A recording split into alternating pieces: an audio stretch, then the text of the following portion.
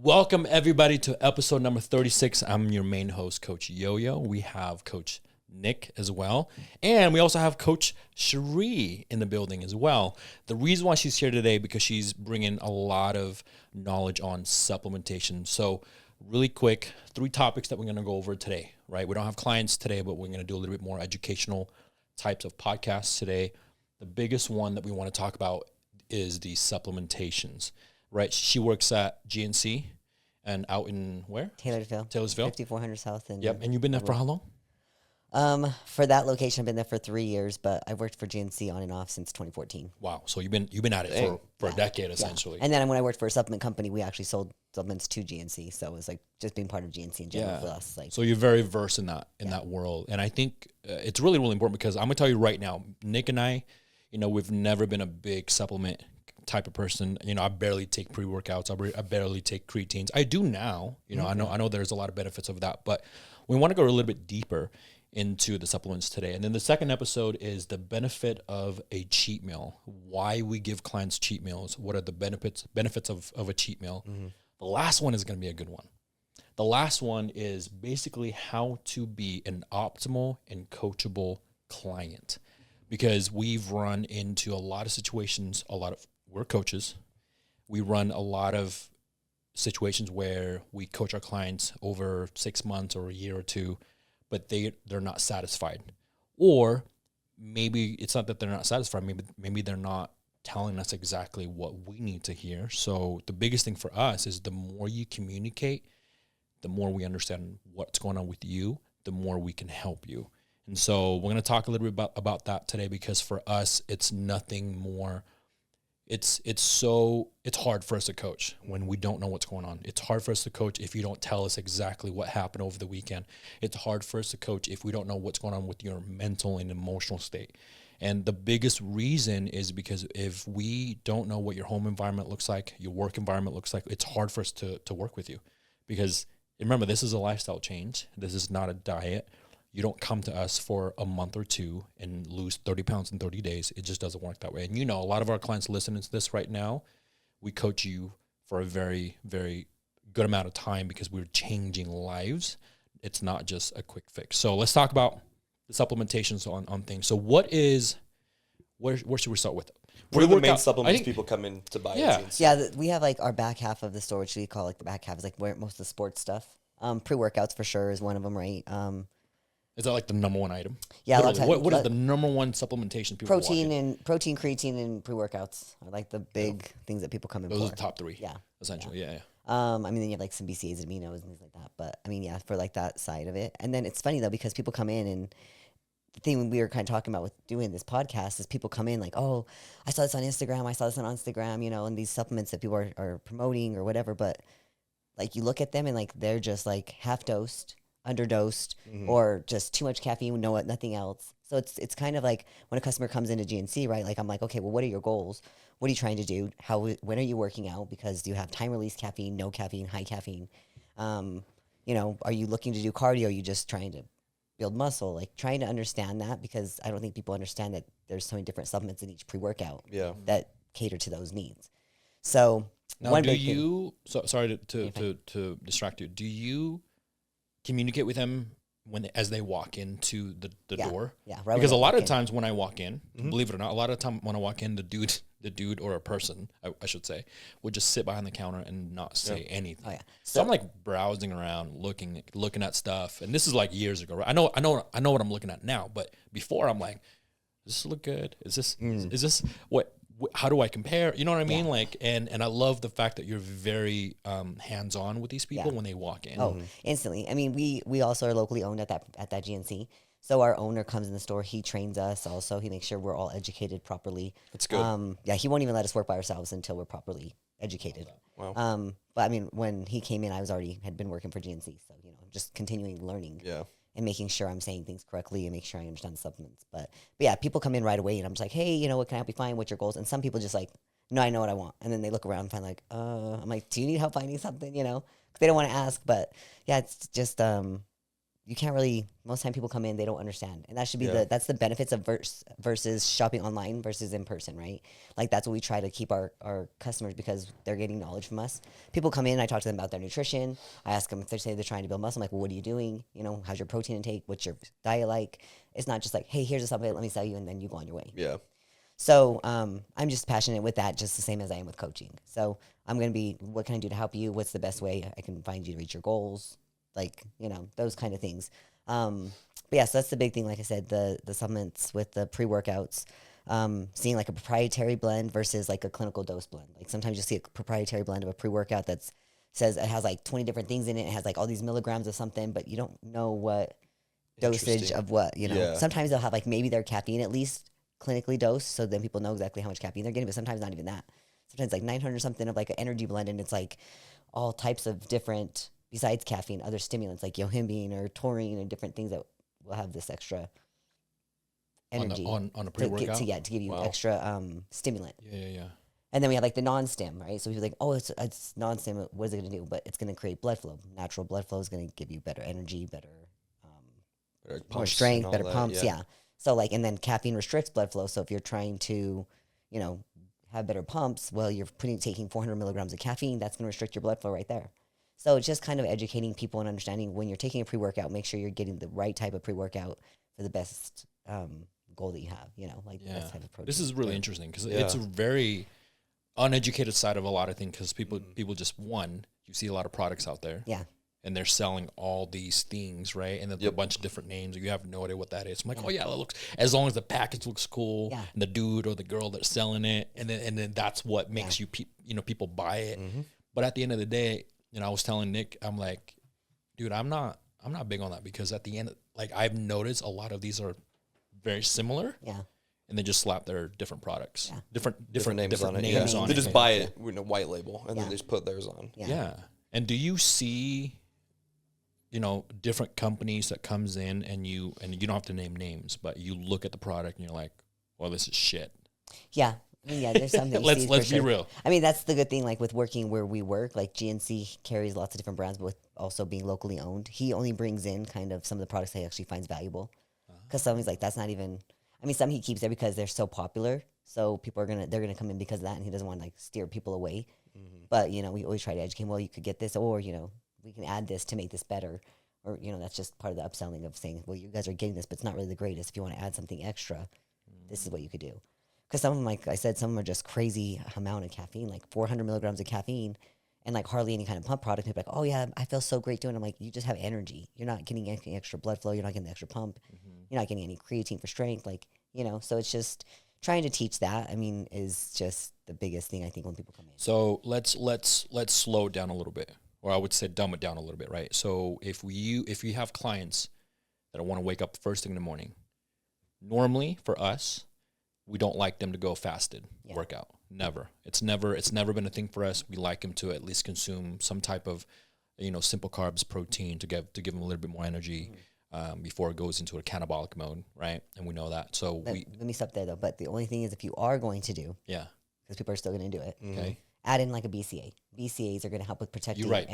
People are still going to work out fasted. Yeah. So at least add a BCA in, because I have clients that still want to do that, and I'm not gonna lie, I've done it plenty of times. But whenever I've done it, I make sure I have my BCAs in your water, in my water, and drink on that, because it's going to help with L-leucine is going to be like the main protector of protecting and building your muscle. So if you have those, it's at least keeping you more anabolic than not. Wow. So BCAAs, if you work out fasted, you're going to do it anyway if you're going to do it. Because I know we have a lot of people going to do it anyway. Yeah. If you're going to do it, BCAAs with your you know, like 36 ounces of water, or do you just put it in your... I just put it in my shaker or whatever. Or like a little shaker. Yeah. Shaker is typically, how many ounces? I think about 32. About 32, yeah. Okay. So 32 ounces with BCAAs first thing in the morning if you're going to work out fasted. Okay, fine. And you know, there's a ton of people do that. People love it. They have better energy, feel good. Okay. But you have to be in a way. Yeah. Never been. I have to eat before I work out. There's no way. I'm not gonna lie. I used to love fasted. I love fasted. No, because you're crazy. Remember, we went over this. Don't say that on camera. Okay, so when people that are like to work out early in the morning, when they're not consuming anything, BCAAs in their water, awesome. And what is the optimal pre-workout or any other supplements for people that go in the morning? So depending on like their caffeine intake, there's so many different pre-workouts out there now that have like the quick activating, like just creatine or oh my gosh, just regular caffeine, you know, but it also has like it's called energy. I can't ever say it correctly, but it's like infrared energy or something, or like a time released caffeine. So if you're going early in the morning, I always tell people I love those ones because then it doesn't have the crash or jitters. It kind of delays that quick hit of caffeine. So it kind of goes throughout the day. It's like a slow release, essentially. Okay. So that or teacrine. Teacrine is meant to help with caffeine to help with the jitters. So you don't get the jitters, you don't get hit as hard. And it also helps with, like, say if you get oh my gosh, I keep saying creatine, caffeine. If you get caffeine to where it hits you really hard and then you crash, that will help with sustaining that crash. So teacrine is one good thing to see in a pre-workout if you're doing early in the morning. Now, if you're doing obviously late at night, that's the one you want to stay away from. Something that has teacrine in it or something that has the delayed caffeine in it. Because then you're not going to be able to sleep. Yeah, because I don't want to take a pre-workout because I can't sleep at night. It's like, well, because you're taking 300 milligrams of caffeine and 100 of that is delayed released.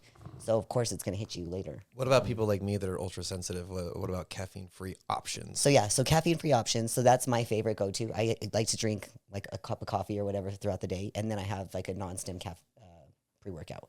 No caffeine at all, but still has really good pump, good focus, good natural energy from that pump.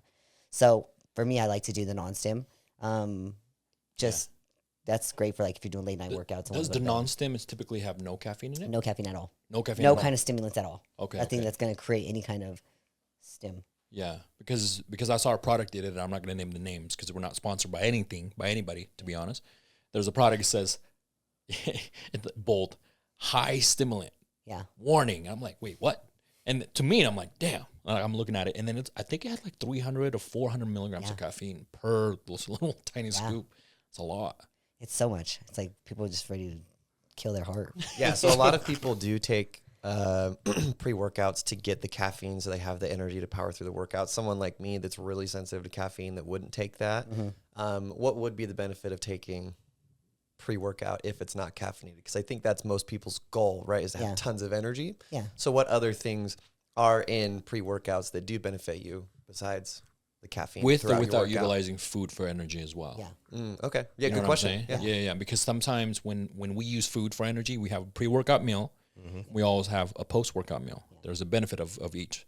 And a lot of people, okay, a normal Jane and Joe. Let's go with that because this is a lifestyle podcast. So you wake up in the morning. Most Americans do not eat breakfast in the morning, right? I never used to do that, right? Yeah. And then you eat a huge lunch because you're starving at this point. Whatever that is, could be McDonald's, could be cafeteria, whatever junk food that you want to consume. And then you have 1, 2, 3, 4, 5 p.m. You get off at 5:30. And now you're in the gym at 6:30. I've seen this happen because it happened to me. Yeah. You walk in, you look to the side, and there's like a GNC connected to the gym. What I do is I go in there and eat like random protein bar or like random shake, which is the shake is like 700 calories, you know, or 1,000 calories, depending on how much fat you want to include in that. And then you get a little pre-workout and then you walk into the gym. To me, you consume nearly 1,000 calories in shakes, but you're only burning 500 calories. Yeah. And then you're complaining why you're not losing weight and why you're not losing fat. Yeah. But back to what Colton was saying. What was your question one more time? What's the benefits of using a pre-workout if it's not for the caffeine? Oh, yeah. Okay. Yeah. So, like I was saying, the non-stim has stuff for a pump. So naturally, what you want to look for, like L-citrulline, arginine, right? Those are natural blood flows. Or you see like one that says NO3, Vaso6. Trying to think of all the different pump products. Like those are like a few, right? So those with creating that, basically what that does is it opens up the veins to allow more blood and oxygen to go through. So naturally, that should create better blood flow and better oxygen through the body is going to give you natural energy, right? So that's going to be one thing, but that's going to also create that pump that you're looking for in the gym. So like, it's going to give you strength, better blood flow is going to give you the strength, the endurance. Some of them have the creatine in there, so it's going to be strength, endurance, recovery. It's going to have focus. So a lot of stuff in there to kind of have like huperzine A. That's the one I can think of right now at this point. There's B vitamins. Usually most of them have B vitamins. That's just in general, right? So it's going to help focus, it's going to help with better blood flow, help natural energy, strength. That's what you would take it for, to get the optimal workout and make sure you're getting the full. If it's a non-caffeine. Yeah, non-caffeinated.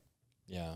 I don't do the caffeine. Very rare for me. The one that I take, I don't know which one that I take. I think it has about 200 milligrams, but it's like I don't really feel the stimulant really, you know. But I also take it with the creatine. So I do a dose of creatine with the pre-workout, and I always have to make sure I have a pre-workout meal, right? And here's a good question. A lot of people do this dry scooping. Let's talk about that really quick. So what are the difference if people take dry scooping? So how long does that take? How long does it take to hit your system? Or is it more benefit for you to put water in it, drink it 45 minutes before? Do you drink it a minute before? Because people dry scoop in the parking lot and then they walk in the gym. I've done both, Yeah, we've all done it. all done it. I've all done it. But now I'm understanding, like, I don't know why I did that. Yeah. You know what I mean? So I'm trying to understand people listening to this right now. I'm like, well, what are the benefits of doing dry scooping versus, dude. I feel like people think that it hits harder.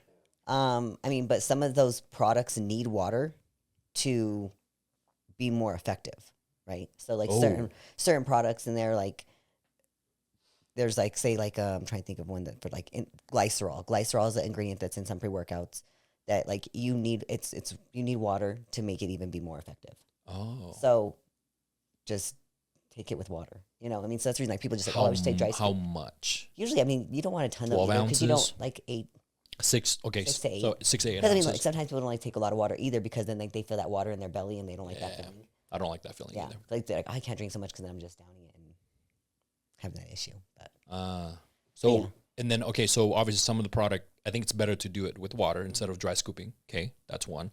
And two, how long does a pre-workout, if you do take that, for it to affect you immediately? Do you take it 45 minutes, 30 minutes, 5 minutes before workout? That's kind of hard to say because I feel like everybody's body responds differently. Because there's not really like a study, you know what I mean?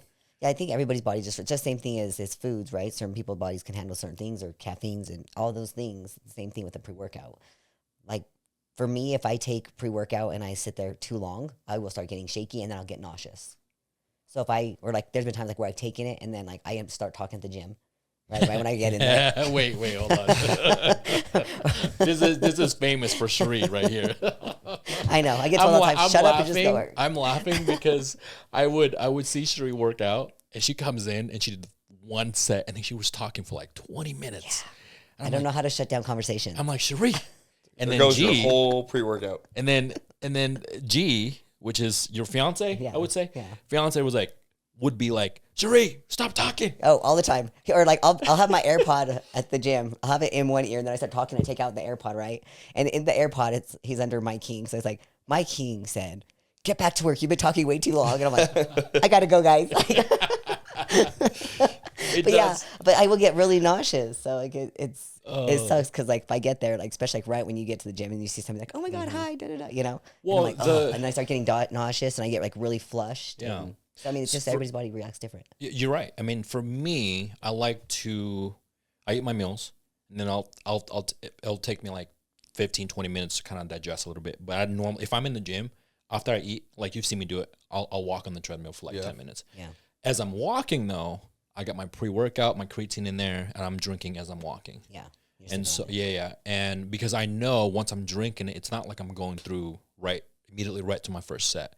I go in the gym, I do like a little set to warm up. So I think 20 minute goes by, and then I'll do my hard set.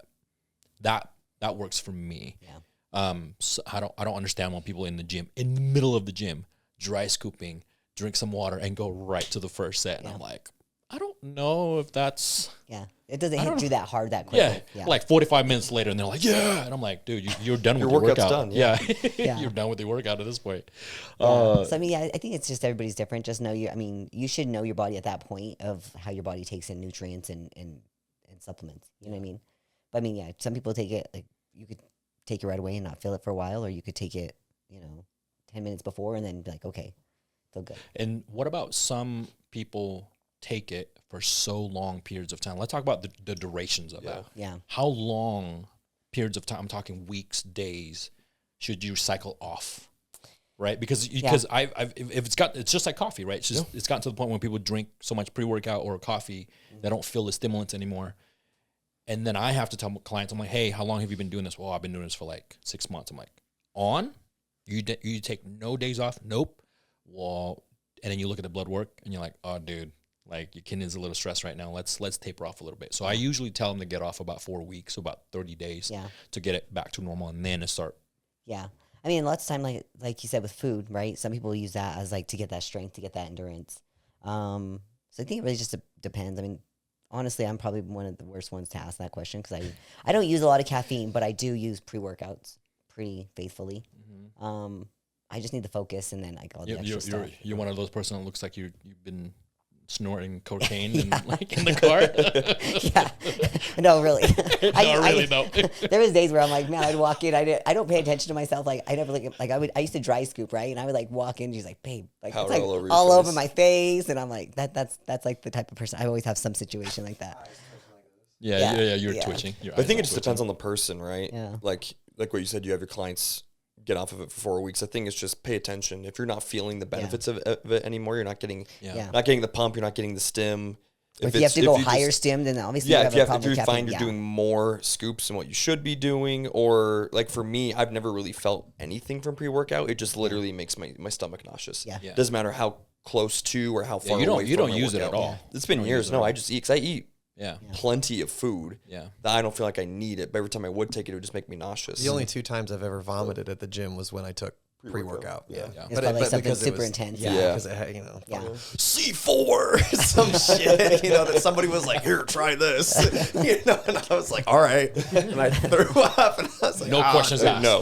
But I think it just depends. If you're not feeling the benefits of it anymore, then taper off. Well, you'll also see people come in like, hey, well, I'm going to switch they'll switch up the pre-workout because obviously they have different ingredients and different dosages and things like that. So you'll see people coming like, hey, I just want something new. It's not hitting the same. And because you will, like, even though it has similar ingredients, you'll go try a new one, and all of a sudden, like that one hits way harder. It's because it's just a different amount or different type of ingredient that's in there. And then the other thing about a pre-workout, let's mention this, is a lot of people are like, oh, I don't like the tingling. So, and people are like, oh, it's because of the tingling part is called beta-alanine. So if you don't like the tingle, there's other pre-workouts it's called what? Beta-alanine. Got it. And so like if you don't like that tingle, find one that has like clinical dose is 3 grams or 3.2 grams to be exact. But yeah, so normally you're gonna see that. But then if like you want something, they have some that have a little bit less or none at all. It's very hard to find one with none at all because most people like that itch. But if you don't. If you don't, then you'd get something with no beta-alanine. I don't think I've ever felt that. No, that tingling sensation is crazy. Oh, I honestly don't think I've ever felt it. I used to take pre-workout often. It's been a couple of years, but I can't recall once ever feeling a tingle or feeling the actual like I feel like a crackhead. I will literally, my lips are tingling, and I'm like, some of this like my ears, and like you're in the gym. You look like you just scratching your arm. Scratching your arm. You can hear your hair growing. No, it's serious. It's real. Or like if you take it, I can't hear it. Don't. I will say this. This is probably TMI, but kind of funny. Don't take it and have heat seaters on. A what? Heated seats. Heated seats. Okay. Because it activates with the heat. Oh, when you're sitting there, you get like ass. no, like it gets tingly like crazy. For girls, I'm like, oh my gosh, what is going on? What? Do not drive with heated seats after taking pre-workout. Experiment 101, me and you. We're not women. I'm gonna give you guys straight beta-alanine. No, it probably would do something. Dude, I don't know. I don't like. Well, I don't want to take this and just go sit on a heated seat and see what it does in my butthole. You might like it. Yeah, and then I ain't leaving that car. So back to what we were talking about. So the durations of. So the durations of taking a pre-workout, it could be, people can take it for 3 months at a time. People can take it for 6 months at a time. But I think at some point you don't feel it. Yeah. Once you don't feel it, body. It's probably should be a good time to cycle off. And I think the most important part, though, I want to voice this right now. The most important part still your nutrition. I think the pre-workout, the creatines, all these other things that you want to add into your supplementations on your day-to-day stuff, it's important. I think it's a good cherry on top. It's just an added benefit. It's a supplement, right? Yeah. It's a supplement. It's not a meal replacement. Right. So people take it in the morning. People take it at midday. I work out midday. I don't work out at night anymore, at evenings anymore, because I can't sleep. Yeah. Like, even without pre-workout for just me. that natural energy. Yeah. I'm up, like, or if I have a meal and I have my last meal at 10 o'clock, I hate eating so late because I know I'm going to be up till midnight. I know I'm going to turn on Seinfeld and I'm laughing my head off and I'm just eating food and I just can't sleep because you have energy. Yeah. Food is fuel. Food has calories. Calories are fuel, right? What about the people that work out at night? When should they? Again, I think everybody reacts to it differently. Mm-hmm. when should be the cutoff of caffeine intake? Because the research, right? People should be consuming roughly 400 milligrams of caffeine a day. Not even, that's a lot, I feel like. Yeah. I think 200. That's like I feel like 2 to 300. Yeah. Up to, Yeah. right? No worries. But Yeah, I but think they take like the 400 pre-workout, right? Like, I mean, honestly, they say, about 4 hours or so. I would say caffeine Before bed? for 4 hours or so, 4 to 6 hours. Okay. Just depends on, again, on everybody's, because I know people that can drink a cup of coffee and go to bed. If I drink a cup of coffee at like 6 o'clock, I'm I staying can up. drink a pot of coffee and eat like 500 grams of carbs and immediately just go straight to bed. You go to bed. Yeah, I that's can't do crazy. that. I can't. I get energy, but when I'm ready to sleep, I'm going to bed. Yeah. No, I'm sensitive to caffeine too, so that's the reason I just do minimal. Yeah, because I used to take it like 5-6 p.m. before I started I think that's when coaching. most people take it. Yeah.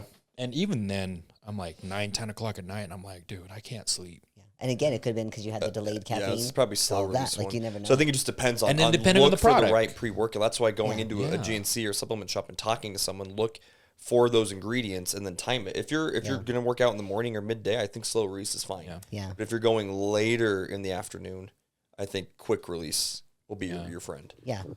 What are some common misconceptions that you hear? You know, I'm sure there's quite a few, but what do you hear the most when people come in and you're like, oh, well, I suggest this product? And like, I heard. Yeah. Probably creatine. Creatine, every girl is like, oh my God, I can't take creatine. It's going to make me fat. It's going to make me gain weight. And Or hold water, which Yeah, they yeah, found hold recently water. was It's like totally 5 not grams even a day is true. not gonna make you hold on to yeah. water. Yeah, I mean, if so, it's like maybe it's just a tiny bit, like maybe like an extra pound or 2 of water. I mean, If anything, that's just filling out the muscle. yeah, it's just not the muscle Yeah. to add more water and let it go. Yeah, because I run into that. I'm like, you'd have to take like 20, 30 grams a day Yeah. to really bloat and swell up and hold on to a lot of water. And people are so afraid of it, and they don't even realize, like, for one, I don't think they really creatine's know already what in it our is. body, Yeah. right? Our creatine's already in our body. Yep. Also, creatine is in some foods. Yeah. Right? So, like, oh, am I going to gain weight? Am I going to get fat? You're Or- consuming more in the Yeah. food you're eating than you are in that little scoop. Yeah, of but that's water. honestly probably the biggest misconception. Like Yeah, almost we're- at least a couple times a week we're getting that. I'm like, well, are you taking? Oh no, I don't want to gain weight. I don't want to get fat. I'm like, you're not. That's same thing. People think also protein. Yeah. People think by taking a protein powder they're going to gain weight. I'm like, who told you this? Like, are you taking a weight gainer that has like 1,400 calories or something? Like, no, you're not going to gain weight. Protein is the same thing as meat. It's protein. Yeah. Yeah, we're gonna go deeper into creatine and protein in a second, and then we're gonna go into like some of the vitamins that stuff, we'll talk about. But anything else with the pre-workout? Any No, other I questions think on just like, I pre-workout? mean, like you said, Yeah. depending Just on your goals. know what yeah. you're looking for. Know I got what time one. you're going to the gym so you don't screw yourself over with slow release. Yeah. And then just listen to your body and cycle on and off. I got one. What about people utilizing Celsius or any energy drink Energy drink in So that's place a of- big- as of big thing. as So, yeah. of So, as I a mean, pre-workout? Yeah. Basically, it's just same thing of that. Be like, oh, I like energy drinks for my pre-workout. It's just energy. It's not giving you Yeah. all the extra benefits of I would worry of if a pump or anything like that. Not getting the extra supplementation that you need to get the best workout that you can. You're just getting the energy for the most part. Occasionally, have like some focus and some BCAAs in there, or whatever. But I would is, worry but- that an energy drink would prevent blood flow Yeah, and exactly. even dehydrate Yeah. before a workout. Yeah. So I mean, I think that's the reason. Like when people come in, like and they just get those, I'm like, you're really kind of doing a disservice to yourself and your workouts because you could get a lot better results if you had some better blood flow, better, focus. Well, I things wonder in if there. it's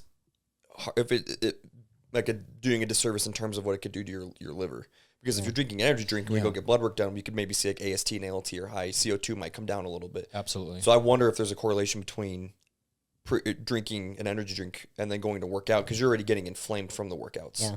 So AST and ALT are going to be high. So It's gonna I be wonder, skyrocketed. Yeah. yeah, I wonder if That's a that good would cause question. any issues. Yeah, I mean, energy drinks are just so much more. Yeah, they're worse good to- for energy. I mean, but it'd be the same thing as if you drink a cup of coffee before you go Yeah, and work out. Like, exactly. Or if some people, anything's like gonna I've literally dehydrate you. seen people use it as a pre-workout or use it as they work out. Yeah, they're sipping I don't do to that. keep that energy high. Yeah, But I think if you want something intra workout, it should be like a carb blend, like a dextrose, Yeah. or do a fast acting carb like what we've done with the Rice Krispie treats, or I've done chocolate covered coffee beans to give me a quick, little spike in blood sugar. I've done like little Sour Patch Kids. Yeah, So energy drinks- to debunk that. Stop it. Energy drink before workout to utilize it as energy is probably not the best idea. Yeah, no. What do you know about, they've become really popular lately, electrolyte powders like LMNT and Hydro, you know what I'm saying? Yeah. You put them in water. Yeah, I mean, I think they're great for definitely keeping you hydrated. I mean, just one thing also too is really good finding something that has like maybe like pink Himalayan salt in it to help with flowing that through the body a little bit better. But no, I think they work great. I've also heard honestly. they've had lots of sugar. That could be one of the downsides. That, a lot of Like, people think they lots have of sugars, sugar. but they don't have sugars. Gotcha. No. Most people come in. Also, people think like pre-workouts because they're flavored. They're like, oh, I don't want. I'm like, none of them really have sugars, or proteins. Even proteins like me, like 1 or 2 grams of sugar. So I think it's just also people see it that it's a flavor and they assume it has sugars. All right. Interesting. So that's a good topic on the pre-workout. Yeah. Energy drinks, great topic on that. Yep. So they're obviously, off the top of your head, before we move on to the next question, is name the number one, name top 3 products that you would recommend to the people that are. I know it's hard. Is that hard? Is that hard for you to do that because you work in a company? I mean, there's some, because we only carry, there's certain products that we have that we're franchised, so not all GNCs are going to have. Yeah. I like Pump Fuel. Pump Fuel is like an all-in-one pre-workout. It does have your BCAAs. You actually gave me that one? Yeah. That is probably one of my favorite ones, and it's no caffeine. Yeah, the no caffeine one. Yeah. And the rainbow sherbet flavor is on point. But It's really good. it does have like your BCAAs and your aminos in there. It does have some creatine. It has a dextrose carb in it also, so that's going to keep the muscles full during your workout. Yeah. Gives you the blood flow, the pump focus. So it gives you everything. It's all in one. It's a little bit more pricey, but if you took everything separate, it's going to be a lot more. Yeah, because it's all in one. Yeah, So and it's a big scoop that I always have to tell people that scoop's big. No, I did. Yeah, I grabbed the scoop and I'm like, what is going? Yeah. It's huge, guys. That's It's a like big this scoop. big. Yeah, it's a big But like scoop. people are like, well, do you have any smaller servings? And I'm like, what's a 30-day serving? It's a big scoop. Yeah, so I mean, But I like it it's because a it has good no one. caffeine. Yeah. Yeah, I actually felt pretty good on that Yeah, one. so I like that. I mean, Bucked Up is super popular. Yeah. And they're local too. Yeah, they're you know, local yeah. too, and it's just something I don't take it anymore. I used to love Bucked Up in the beginning. The taste for the me, flavoring, it's the taste. yeah. The flavoring. I don't know how They they, have the do best it. flavoring. They nailed flavor. Bucked Up. Shout out. Yeah. Yes. Sponsor us. Okay. And then I mean, another one that's really popular right now is just C-Bum stuff. Yeah. Oh, Which- I've been seeing his stuff everywhere. Yeah. really? I've been wanting to try it. Yeah. Huh. Yeah, I mean, I took both. I took the Super Savage, which was like 400 milligrams of caffeine, but I would do half scoop. But then again, when you're also the same thing, let's talk about that really quick. I'm half scooping it, right? So I'm only getting half of everything. I want only half of caffeine, but I'm only getting half of my beta alanine, half of my, my pump, half of the focus. So also, if you're half scooping, why don't you just find a better pre-workout that has the amount of caffeine that you really want? So there's that. I knew that, but I was still doing because I wanted to try it, whatever. Yeah. But he also has his regular essential one. It's like 200, I think, or 250. Wow. But yeah, I got to try the C-Bum stuff because I never thought it would be a good one. Okay, cool. Yeah. Let's move on to Protein powders? protein powders and creatines. protein powders, also the different types of proteins. Yeah. There's like the casein, right? There's the macular, I think it's called macular casein. Then there's also like the slow release, like the sustained proteins that have like the casein with like egg white protein in it. Then you have like your isolated and then your whey and your hydroslate. So like a regular whey protein, like people like taking like say maybe like Optimum or those types of proteins are just a plain whey. It's not as broken down, right? So it's just more of like an everyday people trying to take their protein intake in, right? Like an older person coming in, like my doctor said I need more protein in my diet. So they'll take like a whey versus like we have like some isolate and hydroslates that are going to be broken down more smoothly and they're going to absorb a lot quicker. So it's going to get into the muscle for a post-workout, like instant. I like to use whey isolate for clients who have HDL and LDL cholesterol issues. Yeah. Because there's a lot of studies that show whey isolate is very good at helping to reverse those. Oh, good. If used I didn't know properly. that. Yeah, so I like to use them for that. Another thing for the HDL and LDL, citrus bergamot to help with that. So that's a good one. But yeah, I just think that people, that misconception again of taking protein powders, you're going to gain weight. It's just a protein. Unless you're adding a ton of extra fats and carbs in there, you're not having anything wrong. Or people think the same thing again. It's not high calorie unless you get a mass gainer. It's not a lot of sugars. So What about the benefits of timing when you were to do a protein shake? So because we know a lot of like, especially the younger kids who go into the gym, like what you talked about your experience earlier. As soon as they walk in, they go straight to the supplement shop, get Take a a big shake. ass thick shake, and then they drink that while they're working out. yeah, I mean, honestly, I wouldn't recommend it as a pre unless, I mean, better to eat than not, right? Exactly, yeah. But adding to where you're adding all that liquid again in the stomach, right? It's not going to settle right away. Yep. It's not going to give you as the energy as a real meal would give you. Well, digestion's probably going to slow down while we're lifting. Yeah. So if you're putting that in your stomach, It's it's not going to do anything. You're going to get sick from it. I get nauseous, actually. Yeah. I've done that before. Yeah. I get really nauseous, so I don't. I could do like a protein bar maybe if I had to. Worst case scenario, I would do a protein bar because it's actually like food, like felt more sustainable. Well, I feel like than that's going to be more fast acting in the system than a protein shake. Yeah, I mean, I tell people like when people come in asking for like when should I take it? I'm like either you take it post workout, so you could have that food within 30 minutes after your workout. You know, like you don't have time to go home and or if you have to cook or whatever, just do a shake. Or breakfast, because obviously people on the go, I say that's the best thing you could do. If you don't have time to eat breakfast, best thing you could do is have a shake in the morning with like add that and like some fruit or something, and fruit, some rice cakes or something. Oatmeal, overnight oats. Yep. So I mean, protein can be so versatile, but yeah, I would recommend either that or using it as, if you have a really bad sweet tooth, using it as, like I used to make mine late at night and like put ice in it and blend it. And we've had clients, we recommend doing that. If they don't have like a Ninja Creamy to make an ice cream type of thing, I tell them to blend everything up and throw it in the freezer for a little bit. Yeah. And let it kind of I've done it before. get into like that consistency of like a slushy or an ice cream or something. Or you could do, if you want protein pudding, you could just add a Greek yogurt and then add a scoop of protein powder, and you mix it up and you throw stuff in there, and it's actually really good. It's a good thing I don't like Greek yogurt. I don't like yogurt. To me, it's a little weird. Yeah, I love yogurt. I know. I love it. Here's another misconception. I think people think that you have to consume X amount of protein, X amount of whey protein, or just whey protein in general to grow muscle. Yeah, which is simply not true. Yeah, it's just you need food, protein in general, protein. Food. Macros. You need the essential amino acids from proteen. Yeah, but just consuming it's not going to make you gain weight. Yeah. Because the first thing that people do when they try to go through their health journey, right? They want to lose weight, and then they go to GNC. Yeah. Never been to the gym, never meal prep. Yeah. Know nothing about nutrition, know nothing about supplements, know nothing about workouts. Yeah. They go in to GNC. First thing they do pre-workout, creatine, and then they buy the whey protein, right? Because that's what I would have thought, because that's what I did. Like years ago before I started. That's exactly what I did. I know nothing about anything. I just walk in there. Just look at it. Looks good. Buying like a bunch of shit and thinking that. And then I never changed my food. Mm-hmm.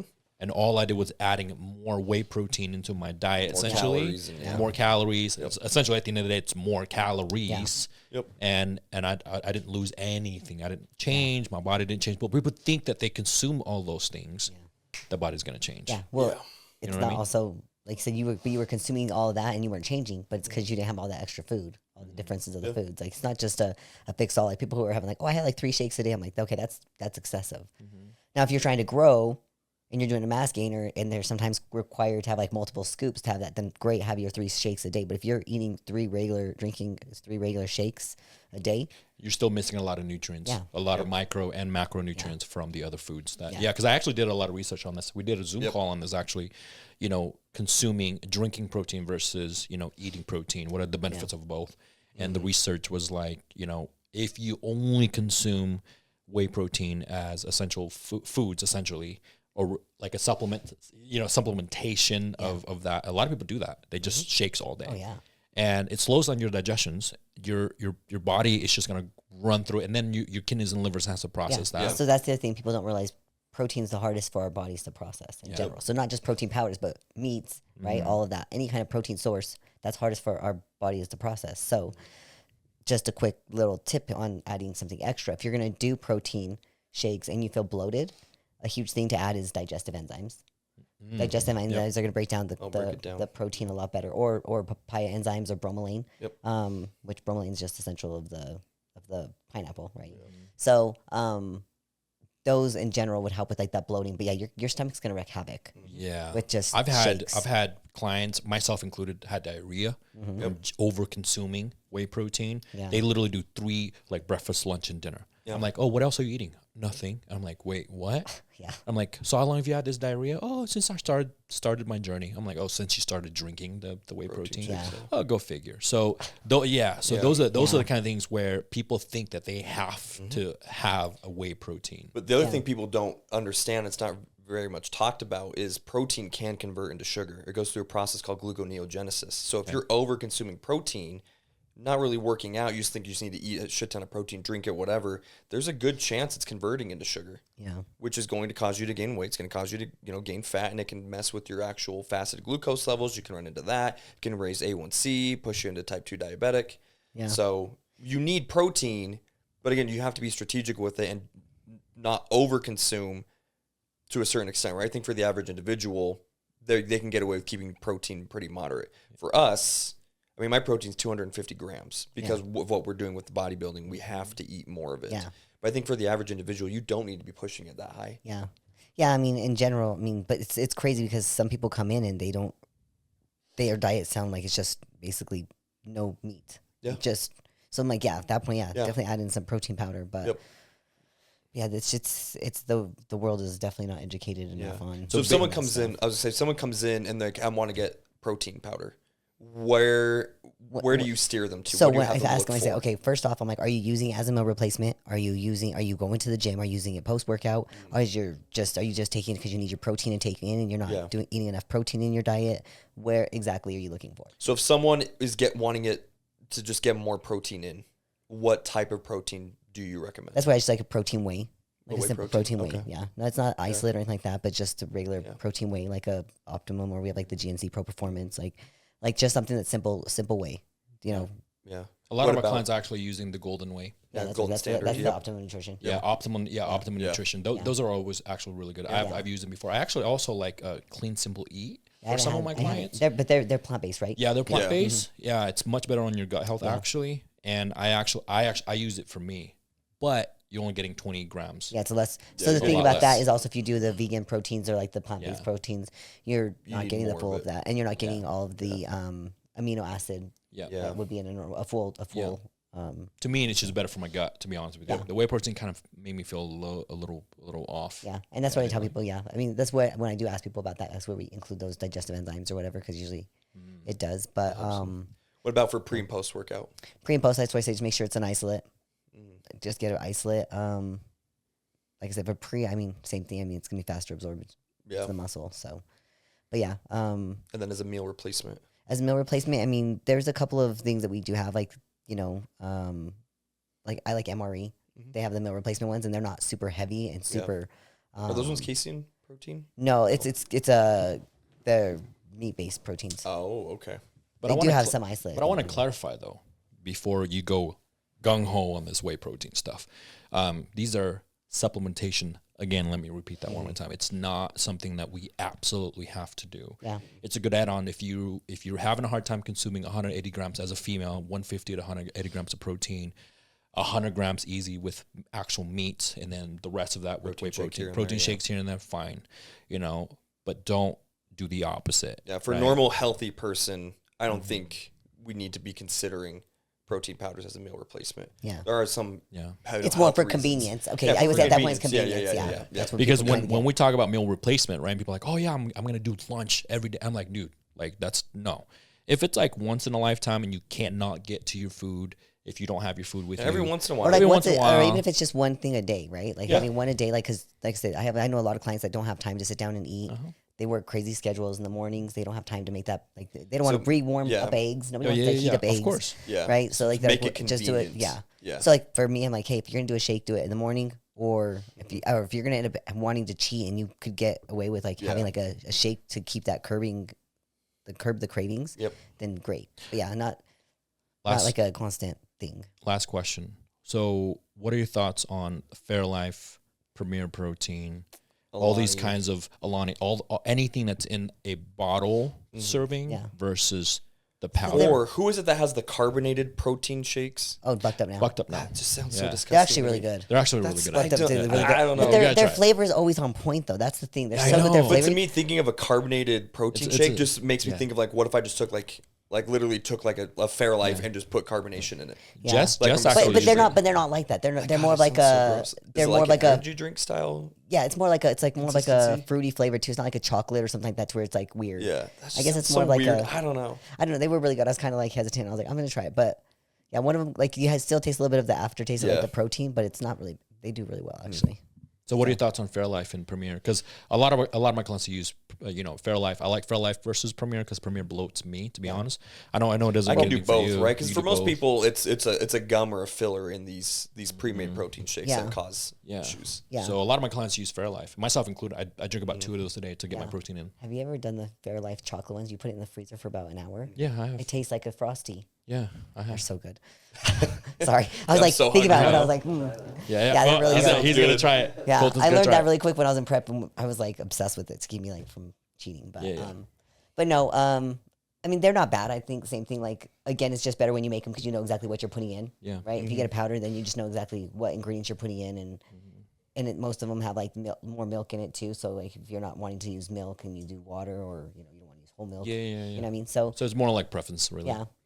So it's pretty much the same. Yeah. Got it. I like the Fairlife because it's so much easier. Yeah. Last question before we get into the vitamins, and then we got to move on to the next topic, is the misconceptions of creatine.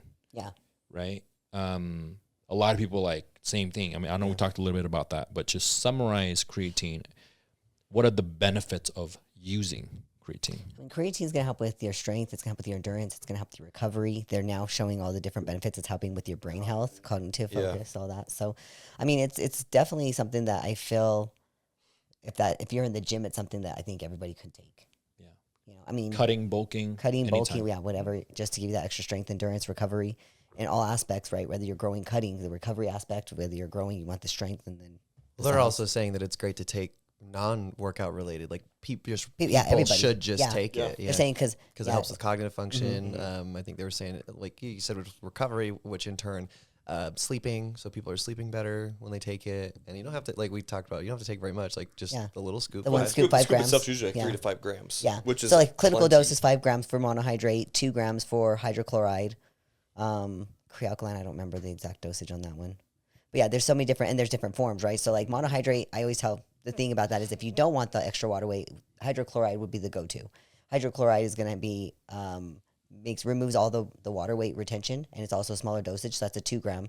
But it absorbs a lot quicker, and it's not going to hold that water weight. So that's also a creatine supplement that you can get that's just a smaller, that doesn't have that ingredient in there. It just doesn't, the way it processes through our body doesn't retain any water. But the water weight is so small. Like when I've taken it, it's barely noticeable. Plus the other thing too is I feel like it's almost non-existent, or at least not noticeable, especially if you're drinking as much water as you should. Yeah, that's the other thing. I feel like people have there's, to make sure outside, they are drinking enough water. That's what I've said too, because I've had some friends that are like, I want to take creatine. I'm like, you need to drink water, or you know, because I took it and I got these crazy headaches. I'm like, yeah, I believe you're it. not, you're not hydrated.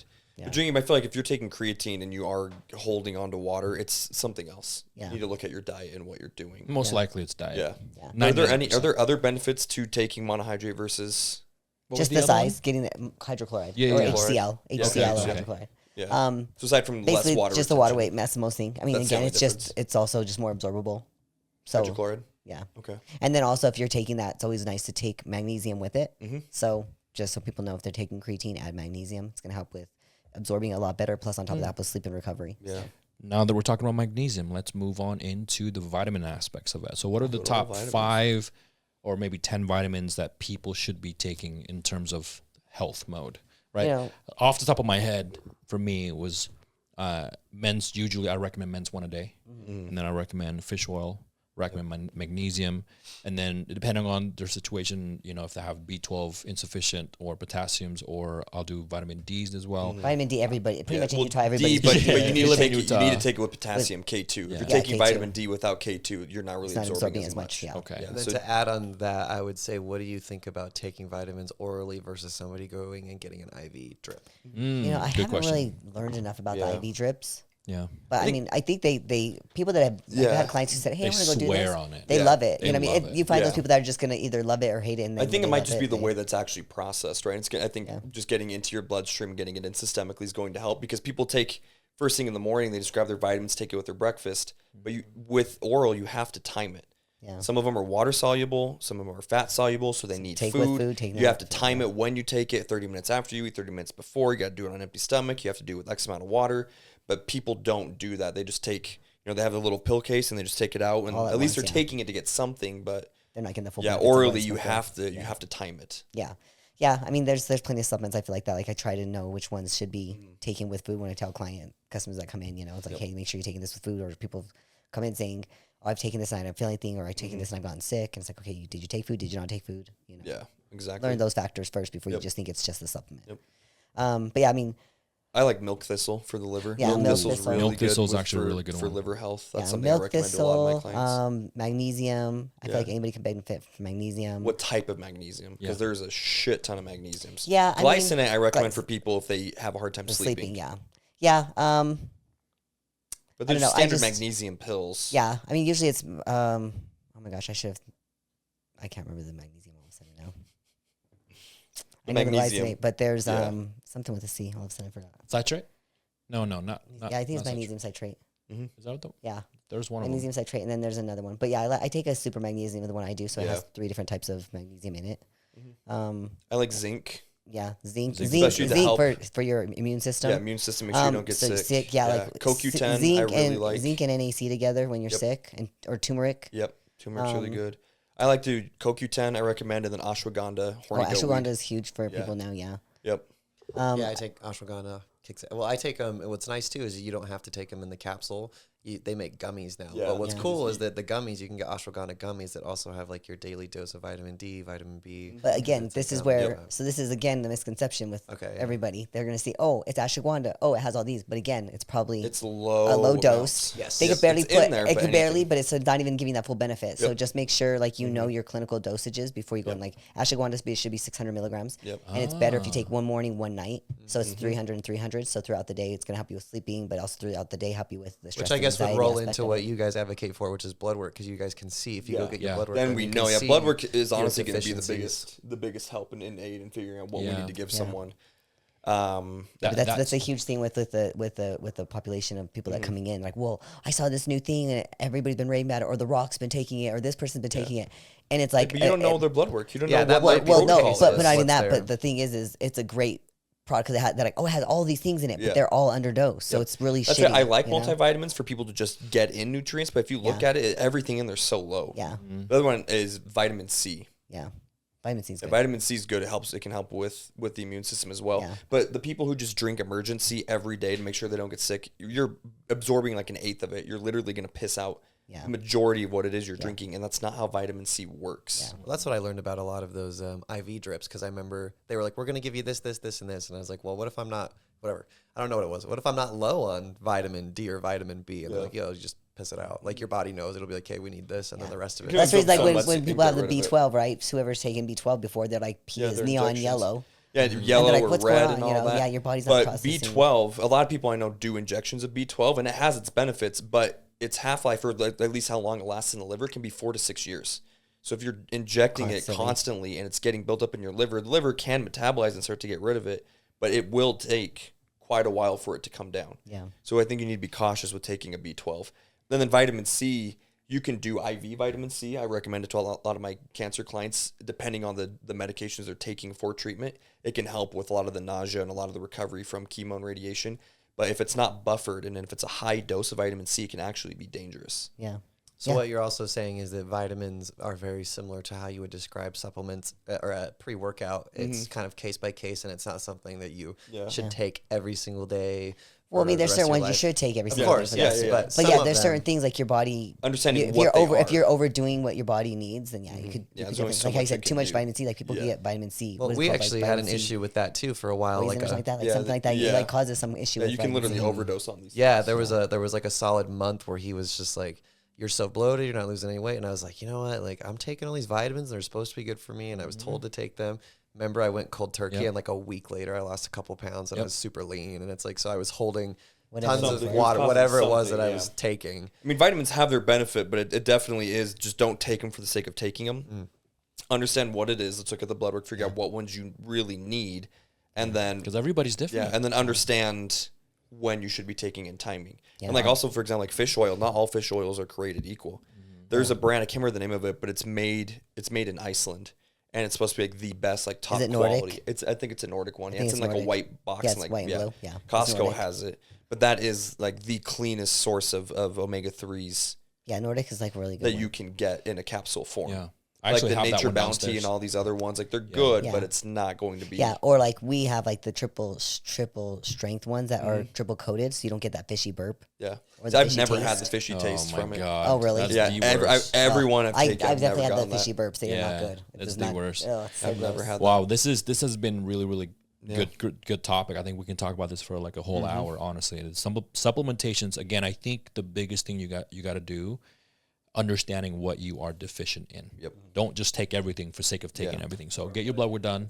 Yeah. Or the influencers telling you to do this. Well, don't buy the influencers brand because these vitamins because chances are they're low in everything. Probably just because they wanted to put their name out there. And it's just there to make money. So just because it has someone's name on it doesn't necessarily mean it's going to do you a benefit. So the same way with nutrition, it's dependent on the individual. Supplements are dependent on the individual. Not all people are going to have the same supplement protocol. Yeah. It's the biggest thing to remember. So we're going to move on to the next topic is the benefit of cheat meals. And there's a lot of benefits of why we give our clients cheat meals. There's a reason why, clients get 1, sometimes 2 cheat meals. 2 cheat meals a week. It really depends on the individuals. If they're bulking, like Nick, I had to give him 2 cheat meals, sometimes 3. And this dude lose weight. I'd still lose weight. He's the one that we hate. Yeah, he's the one that we don't like. Especially like before I was injured and all that, and when I was actually playing on the field in soccer on Tuesdays, that's when he would tell me, you need to go get a cheat meal. So I'd eat my 6 meals plus the cheat meal, which more often than not, I'm either doing like 2 or 3 doubles from In-N-Out with 2 things of fries. One point I did an extra large pepperoni pizza and ate it, and I still woke up on Wednesday morning down like 2 pounds, 3 pounds. I hate people like you. I know. Yeah. I know. I can't. hate It's a blessing and a curse. It means I can eat, which is nice, but then when I want to gain weight, it ain't gonna happen. His metabolism was so fast, it's crazy. So got I it from wrote my dad. a couple of Very things happy about down. I wrote a couple of things down so we can understand the benefit of a cheat meal. Okay, so Let's also really quick talk about the difference between a cheat meal and a refeed. Yeah, let's do that. Right. A refeed is cleaner. Yeah. Well, it's a refeed just increasing carbs or fats. Yeah. Or both, like that same macro, right? So if we're cutting around 100 grams of carbs and we're going to do a refeed, well, we're going to just increase it to 200, but it's the same food with it. That's programmed into you, into your meal plan, right? Or into the macros. So your body already knows it. Yeah, so the body already knows it. So we're just increasing that carb or the fat, or sometimes we're doing both at the same time. So the food's the same. We're just giving more quantity. Where a cheat meal is something literally outside of the program, like pizza, like Chick-fil-A, Taco Bell, going out to eat and getting something, right? Something that is completely outside of it. I would say I utilize, a refeed more on the cutting. Yeah. During the cut, because I like to be cleaner. I don't want to, have diarrheas in the next 2-3 days. Issues. I give bloating and all that. bloating. But a water retention. refeed's good because as we're cutting and we're in that caloric deficit, the body, ghrelin and leptin start to adapt to a lower metabolic rate, a lower caloric intake of food. So the refeeds are also strategic to tell the body, like, we're not adapting to this. We can handle higher amounts of food so then we can get through that cutting process. And it helps to just give more energy, psychological, just you get more food. It's going to replenish glycogen storage. Muscle belly's going to fill out. You're going to feel better. Yeah. So refeed is definitely a lot cleaner process of increasing, AKA calories, more preferably carbs, sometimes fat, sometimes protein, really depends. But we utilize more carbs. Strategic Very, when we do it. Very. And I definitely utilize that more with my cutting clients for sure, because we want to keep it clean. We want to keep it simple. Still keep tightness and not or water. Exactly. I do it for someone that has some gut health issues. When they have gut health issues, cheat meals is really, really pretty much off the table for a while until we figure out exactly what's going on, right? That's a good question, Nick.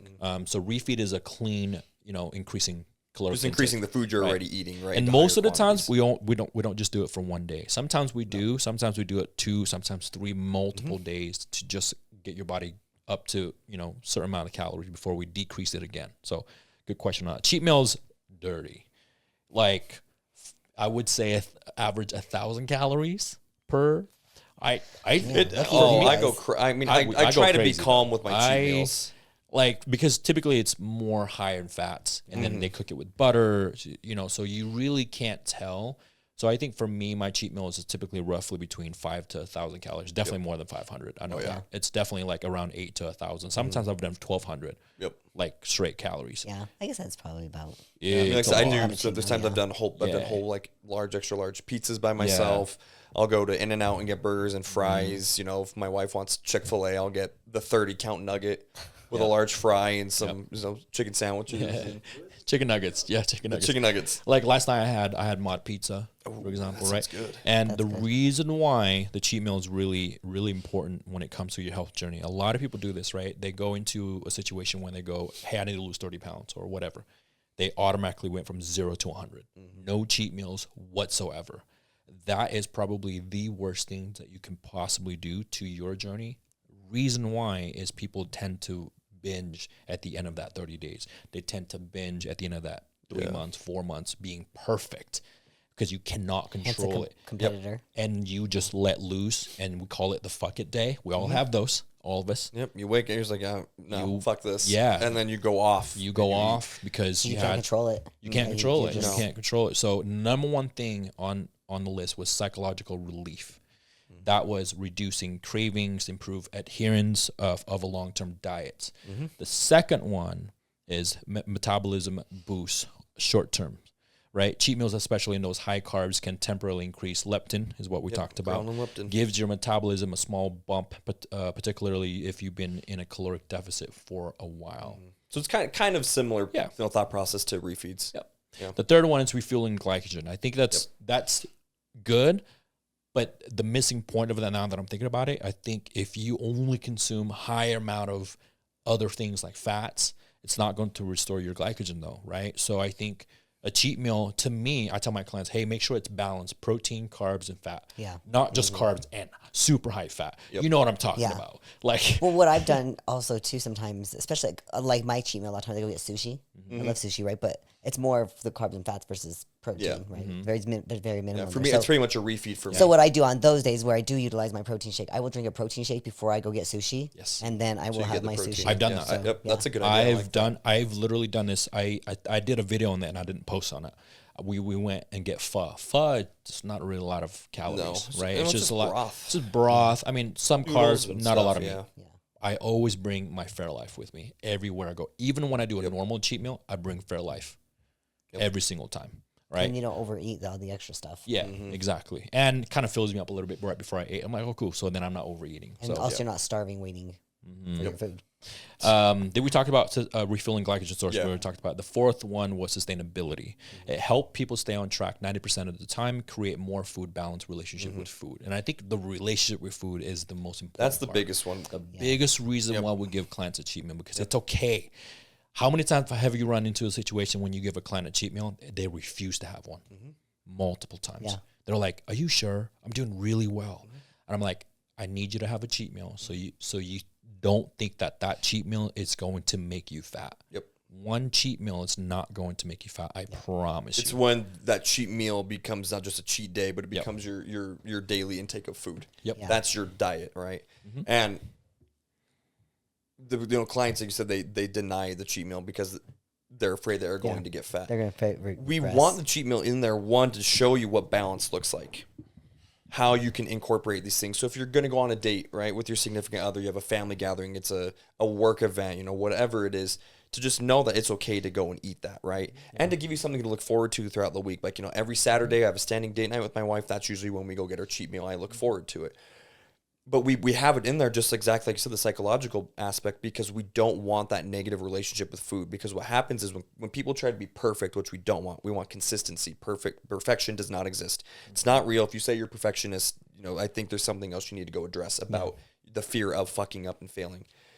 But when you try to be perfect and then you have a moment where you do break and you consume something outside of the plan, now you risk associating guilt with that pizza, with that cookie, with that Krispy Kreme donut, whatever it is, the ice cream. So then going forward, every time you try to consume that item, you're going to feel that guilt and that shame, and it's going to cause that bad relationship with food. We do not want that. And then what do we do? What do? They try to correct it the next day. They're doing a ton of cardio. They try to correct it. Yeah, they try to overdo in the cardio or the workouts, or starve themselves for the next 3 to 4 days. Or they say, I fucked it up, so I guess my journey's over. Consuming that one thing's not going to cause any issues. And the best thing you can do is be honest with us. I tell my clients, even if you're not supposed to have it, put it in the check-in so I know. Because if anything, I'm just going to ask, are you okay? Like, is something going on? I don't know. Is there an emotion behind it? So the next time that emotion or that feeling comes up, you recognize it, we can combat it, right? So we've got to protect ourselves and not creating these issues and these negative associations and thoughts with food. Or people turn a cheat meal into a cheat day. Like, well, I already had this, so I'm just going to, it's one meal. It's one meal. You get small, like usually I tell, like, get a small dessert. I always have to have some kind of small dessert for me. I'm like, that's my. I'd rather have a small dessert than the food. Yeah, no. Or sometimes I'll share. Yeah. I'll get like a brownie ice cream and then I'll share it with the family. Yeah. I don't never. So I don't like to do the sweets like that, because even when we were in San Diego, my wife wanted to get like a chocolate lava cake that the restaurant at the hotel had, and she was just begging me to eat it with her. I'm like, I'll have a bite, but it's not that I don't want to waste my cheat meal on sweets. It's just I'm not a big fan of it. Yeah, I'm not. I want salty. I want something good. I'm gonna make the most out of my. Yeah, because you want to get the most out of your cheat meal. So for me, that's what I'm like. I always do some kind of food, and then I'd like want a dessert, right? But don't waste your cheat meal on going and, to Cold Stone and getting ice cream and, fucking gummy worms and shit in it. Like, don't do that. We definitely strategize it with our clients. I do like a frozen yogurt or something because I feel like it's a little bit less calorie, right? Not too crazy. Just a little bit. Yep. You don't have to get a whole can. But then it helps, like you see it on the list, helps with consistency. And that's what we want. We want 80-90% compliance. 100 would be ideal, but that's where we start running into a lot of issues. So, if having that cheat meal is going to help you stay compliant, because again, you have something to look forward to. You're going on vacation. On vacation, we tell our clients, yes, we want you to be smart with what you eat. If you can, people are staying at a hotel, I tell my clients, whatever your snacks are, order it and just have it be brought to the hotel. Now you have some groceries. Yeah. And that way you're not spending money on food, but then you can go out and enjoy something. We don't want the restrictions. We don't want any of that. A lifestyle, not a diet. No. The last thing on the list is hormonal balance. Yep. Because we've been on low caloric, deficit over time can affect your hormones like thyroid and reproductive hormones. Occasionally, calorie spike may help maintain the balance. So honestly, the most, there's a lot of scientific behind that. I think for us is psychological relief. Oh yeah. That's purely, we want you to have normal food because you come to us thinking that pizza, burgers, fries, ice cream, those are bad food for you. No. They're not bad, guys. They're over-consuming those things are bad. So having a little bit here and there can help you with your journey, okay? So last topic, we got 10 minutes, is how to be an optimal and coachable client. Ooh. This is going to be a really good one. I'm going to start it off with this. When you work with a coach and we have the original questionnaire, which we will improve starting today, we're going to ask a little bit deeper questions. But most importantly, when we have a consultation with that individual, we ask the questions of, how long have you been dieting?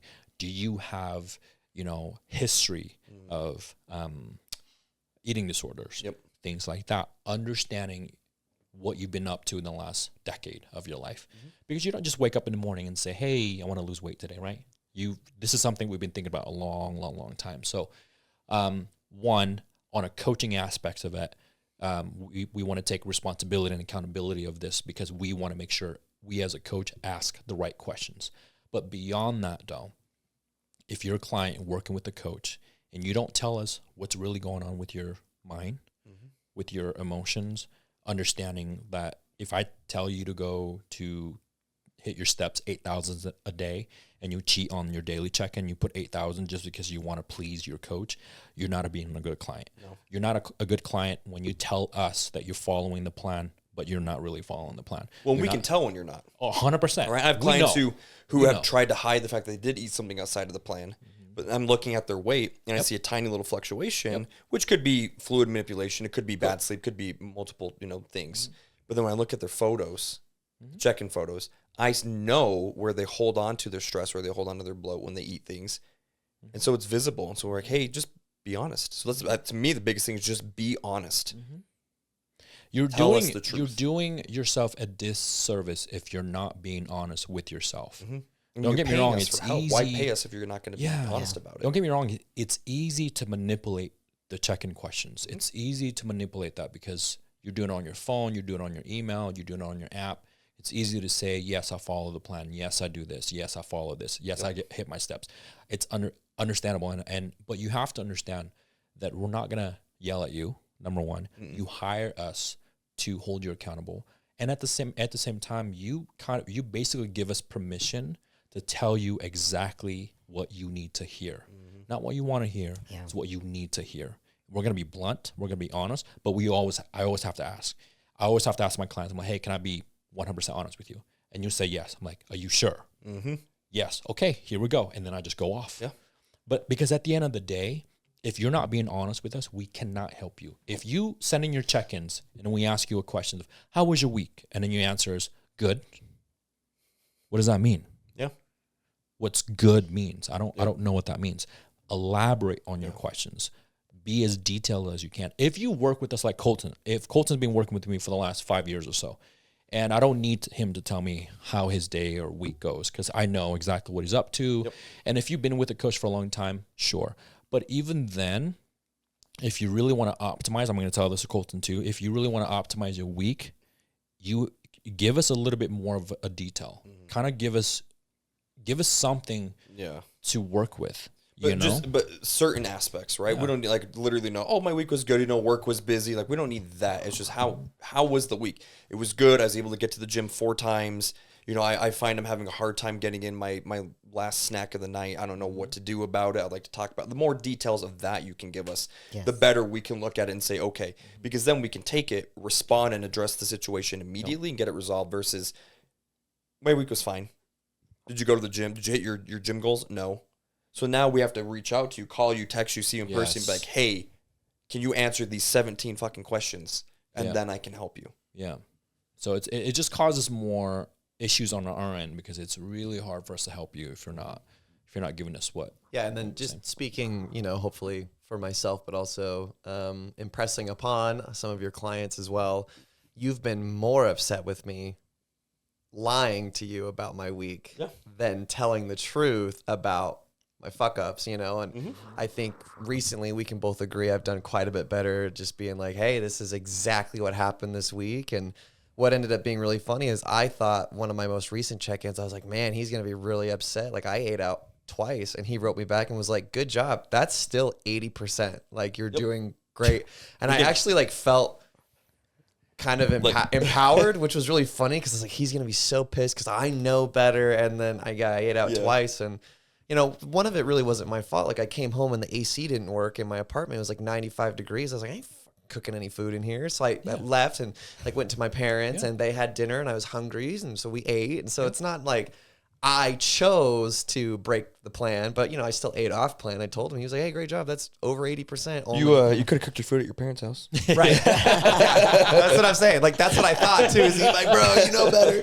Cause it's like, it's like knowing it's like, and I think our relationship's a little different too. Cause we know each other on a personal level, professional level, coaching level, our relationship's quite a bit deeper than regular clients. That is actually a good point though, because we would rather you tell us what you did over the weekend and then we can assess the situation. Because the conversation goes like this. It's never been like, why the fuck did you eat that? It's never been that way. No.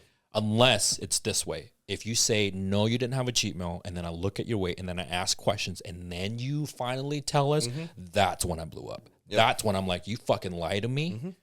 What's going on? But it's not because we're mad necessarily that they ate something and lied about it. It's the lying, I guess, maybe a little bit, but we tell our clients at the end of the day, you are our walking business card. You represent our knowledge and abilities to coach someone and to help people make these transformations. So if you're lying to us and you're doing these things and you're not making the progress you should be, and then you're telling people you're working with Johan or Sheree or me, then to them, they're going to be like, well, you haven't made any fucking changes. Yeah. And I see you eating this stuff. Well, then I don't know if I necessarily want to go to them, right? So it's a respect thing. Like, don't lie to us. Don't make us look bad because of you doing what you're doing in your decisions. It's just be honest so we can understand the feelings. So the next time it comes up, or if you're in a situation with friends and family and they're pressuring you into eating or drinking, then we can work on how to navigate those things. And sometimes your perception is different than reality. And that was nice too, because my perception was that I did something bad and wrong and I'm ruining my gains.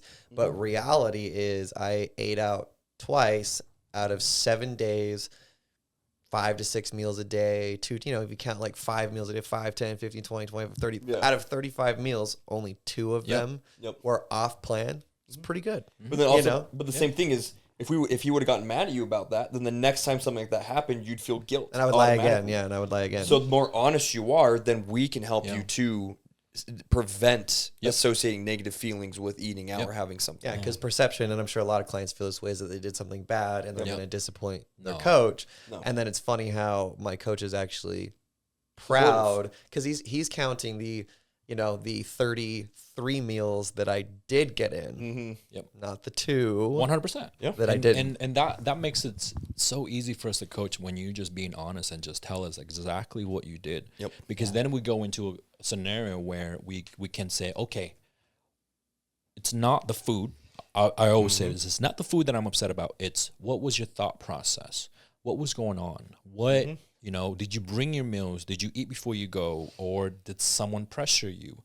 Or did you feel FOMO and did you feel all types of obligation to eat that because your in-law makes something, you have to eat that. Yeah. Let's navigate through that and what kind of conversation that we want to have with the clients, right?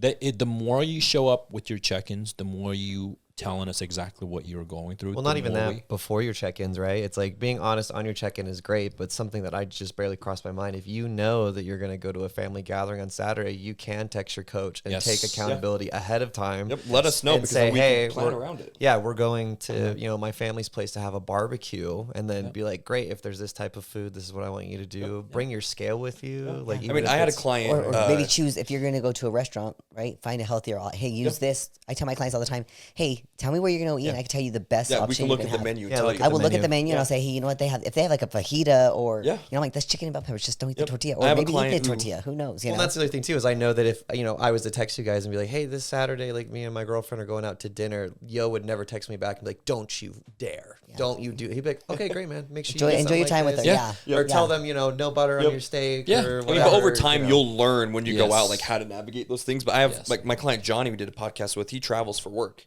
So when he has to take clients out to dinner to try to get them to, sign up to buy whatever, like, a thing he's selling, he texts me, he's like, hey, we're going here. What do I eat? He'll send me the menu and I'll help him pick it so he can still get something. My client, Tisha, she was just traveling somewhere, and even though we're cutting, she's been 100% compliant for like 6-7 weeks at this point, and we're making great progress. She was wanting to stop at a gas station, Buc-ee's, and get some kind of like like some barbecue sandwich or something. So yeah, right. So I was like, oh, okay, let's plan for it. I know we're cutting, but let's utilize, get more psychological. And she got it, and it helped her out immensely. We've actually made more progress since she got that, because she had that craving, right? Yeah. So the more you can just be honest with us. And when I say coachable and optimal, it's sometimes we didn't get to ask the questions. Mm-hmm. And if you have anything that you want to speak of in regard to your health journey, and anything at all, whether that, maybe it's uncomfortable to talk about your periods. Maybe it's uncomfortable to talk about your digestive systems, where you have diarrhea of multiple You're constipated. weeks. I've had clients, I've had constipation for days, weeks, and then they finally told me 3 weeks later. I'm like, why did you not tell me this earlier? We could have fixed this. We could have fixed that. There's so many things that we could have done, with your nutrition. So don't be afraid to tell us how you feel. And I'm gonna finish it. I'm gonna finish with this, right? If you're not happy with the service, if you're not happy with the program, please give us the feedback. And again, we take accountability on our end that we got to make sure we ask the right question, ask for feedback, right? There's no shame in that game, because if we want to grow, and we do, we constantly evolve. We always making changes. Every year we do something different. Yep. Because we're changing things. We're gaining experiences where, oh shit, that's not going to work. Let's make some changes. Let's do better. Yeah. We have to make sure we ask the right questions. But if you're not happy with your program, and you're not let's say if you're not losing weight within 30 days, let's say within 6 months that you work with us and you wanted to lose 20 pounds and you didn't. Whatever the case may be, don't be afraid to really speak up, because we're not going to be mad at you. No. Yeah. Because you're paying for the program. Yeah. We're giving you the service, but if you feel like you're not receiving the service that you're supposed to, or that you promise, which we don't promise anything, if then you tell us. For some reason you think that we promise you that you can do this and this, or be this, or look like this, please let us know, because at the end of the day, it makes us a better coach. It builds a better relationship. Yeah. We at the same time, accountability. We need to make sure we build a better rapport with the clients as well. So I think that's what makes us different too, because we allow ourselves to be in the space of constantly learning. Yep. And we're not going to be like, hey, you know what? You didn't do the program. You are a shit client. It's your fault. Yeah. We'll never, ever, ever. There's always something to discuss. Yep. It's not going to be pretty. No, but it's very uncomfortable. But yeah, I'd rather have somebody, even if it's an uncomfortable conversation, I'd rather have them tell me. Yeah. And same thing, I think some people are like very awkward. Like some people are very closed about going to the bathroom or certain things. I'm like, no, like please tell me if you're not sleeping, if you're stressed out, if you have problems with your relationship. And as the coaches, we all have to deal with like hearing other people's stresses and all the time. Problems and relationship stuff. And it's like, oh my gosh, like that sometimes becomes a therapy session, just training, just listening to them. And they're like, I needed that. Yep. But then the next day the weight goes down.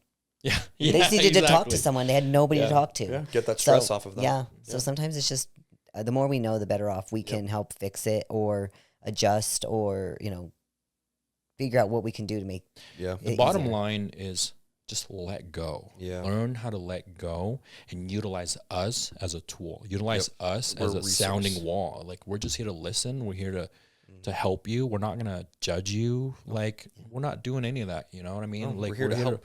We're here to help. So don't feel like you're afraid to say something. No. Yeah. Right. The last thing I know we need to go. The last thing I want to bring up is understand your reason why for doing this. Why did you reach out to the coach, to us, and sign up? Why are you choosing to do all this? Because motivation is not always going to be there. Mm-hmm.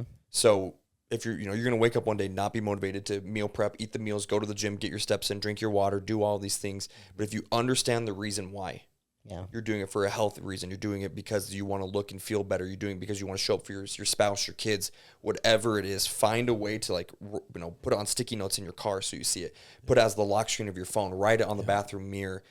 Something to just remind you, like, I don't want to do this shit today, but I'm going to because this is my why. If it's not written, it's not real. If it's not visible, it's not going to happen. Yep. I think to add on to that, what helps me as well is realizing that, the relationship between you and your coach, you're the marble and they're the sculptor. And some people want to have two sculptors and no marble, right? They're like, well, I don't want to do that. I don't, this or that. And it's like, well, you're not really the sculptor. Obviously, expressing your needs is very important, but realizing that, your coach is the sculptor, you're the marble, and that if you listen to them and you trust the process, that they will turn you into one of those super awesome Greek statues. Yeah. You know what I mean? Yeah, but ask questions at the same time. Like, you have to trust your coach, right? You hired them. You're supposed to trust them. You've got to follow the plan. But if you don't understand why, make sure you ask questions. Like, why is it so important for me to eat this meal at this time? Why is it so important for me to do this? Yep. If you don't understand it, you need to, you won't ever, you either won't want to do trust it us, or but don't trust us blindly. Thank you guys for bringing that up because a lot of people don't. A lot of people don't. Well, my coach said to take this. My coach says to do this, but nobody understands why. We know a lot of coaches who tell their clients, "You're going to do A, B, and C," and when the client asks why, they say, "Just trust me." Yeah, trust me, bro. No, you could if ask you have other a trust me, questions. bro, coach, you need to fire them immediately. Yeah, We always want to make sure. I tell my clients, like, if you don't understand, ask me. I'll always do my best to explain what we're doing. But if at any point you still don't understand why, then ask, because I want them to be able to answer the question. If they're friends or family, like, well, why are you doing that? Why are you cutting? Why are you increasing? Or if you're not okay with it. Or if you're not okay with it, let them know. Let me know, like, hey, I'm not okay with eating these meals this way. So is there something else we could do? Hey, I don't feel comfortable doing we'll always X, Y, try and Z, to or accommodate. Hey, It's ask questions and be upfront, and the most communication, the better. This is a good episode. Probably one of the best ones. I keep saying that, one of the best ones, but this is one of the best ones so far as educational coaching. That was great. We speak on supplementation, we speak on cheat meals, we speak on how to be a coachable client. Thank you guys for sharing our reels, our Spotify, our YouTube, referring clients to us. You guys are all amazing people. So thank you for watching. Thank you for listening. And we'll see you guys on the next episode. Later.